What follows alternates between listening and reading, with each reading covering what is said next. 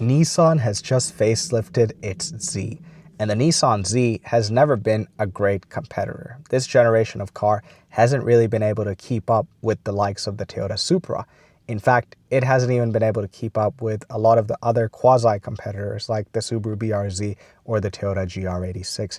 People simply just didn't want to get this car. And the Toyota Supra, which is effectively a BMW, JDM fans and the Japanese car fans, they embraced that car, opened their arms up and said, we'll go and buy Toyota Supras, even though they're BMWs. That's how the market reacted to the Z. So it is very surprising that Nissan, a company that has a very troubled business, it is very troubled, make no mistake, because in 2025, Nissan went through a whole restructuring where they got rid of a bunch of employees.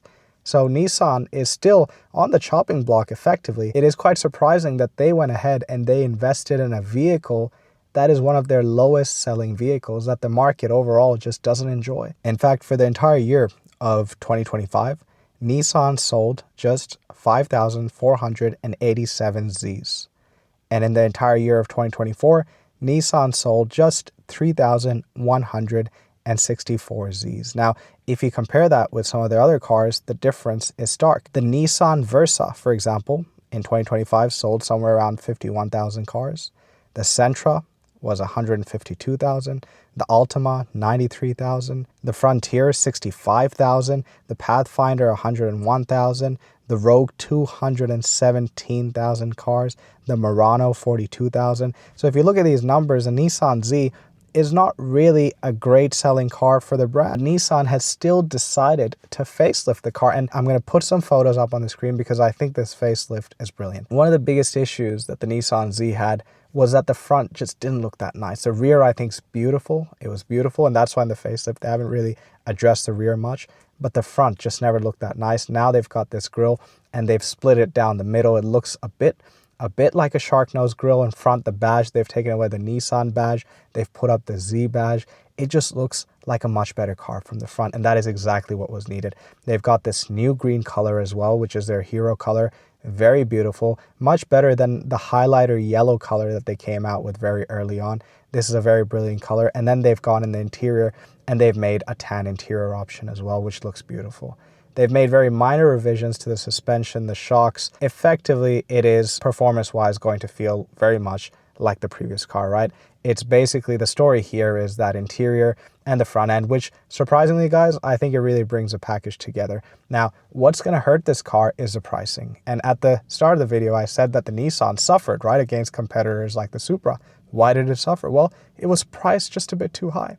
There's nothing wrong with the Z. It is a great car, but it's always just been priced way too high for what it is. And that's why a lot of people, my friends, in fact, one of my best mates, he went and bought a Toyota Supra because he said, you know what, I like the Z, I like Japanese cars, but I just can't deal with the price because the Supra beats it all day in terms of performance. If Nissan wants to do a good job and actually sell this car, and it looks like from 2024 to 2025, the sales have been increasing, they need to be pretty sharp on the pricing. And the used car market, at least in Australia, it puts those cars right down in terms of value, right? The market very quickly shows you what people want to pay for these cars.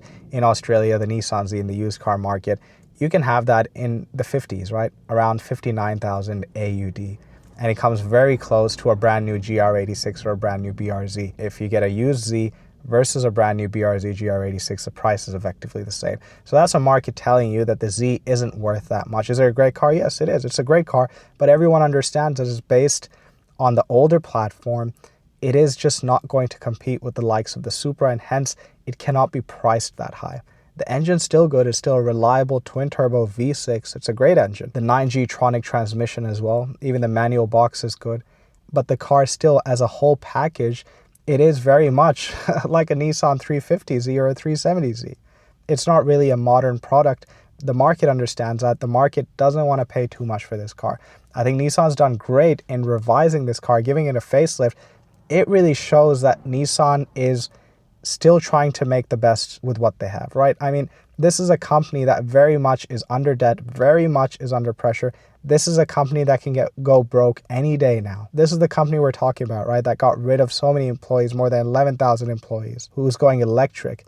But here they are facelifting their Z, a very low volume car. Why are they doing it? Because they understand that even if this car is low volume, the enthusiasts care. And once enthusiasts like something, the brand cachet grows, the reputation grows. I've got a Master of Business Administration. That's how marketing works. It's a long play, right? You don't want to say, you know what, the Z doesn't sell that much. We're just not going to update it. We're going to bin it.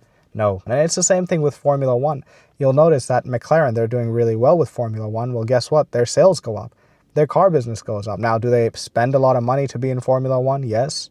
It is a very expensive sport, but it does have an impact. AMG, right? Mercedes, a Formula One team, had great success over the last decade. They had great success with Lewis Hamilton and with Nico Rosberg. What happened as a result? Well, a lot of their AMG cars became very popular, where people just went out and bought the C63s, the C43s, the A45 AMGs, the A35s, the CLAs, whatever it was, people bought the Benzes, the AMGs. Now, Mercedes could have said, you know what, this sport is so expensive, we don't know what we're getting out of it, but you feel that impact. And Aston Martin as well, with Alonso coming to the team and Aston Martin making a bit of an impact in the Formula One scene, the Aston Martin brand became very precious all of a sudden, right? We all love Aston Martin, but it has really become mainstream now because of Formula One. And that's kind of what Nissan understands as well. That's why they're facelifting this car. They know that it's a low volume car, but if we can get it right, if we can get the enthusiasts on our side, the public is going to feel that. So when someone's driving their Nissan Altima or a Sentra, they're going to think it's got some sort of Nissan Z DNA. Now, Nissan's made a bunch of mistakes in terms of partnering with Renault and Carlos Ghosn and the CEO and the whole debacle, right? Nissan's made a lot of mistakes. They're not the Japanese juggernaut they once were, but there is still that history in Nissan, that brand name. I think it's so positive to see that they're trying to make a difference with that. It finally looks good. I hope the pricing is not too stupid. I hope that helps. I'll catch you next time.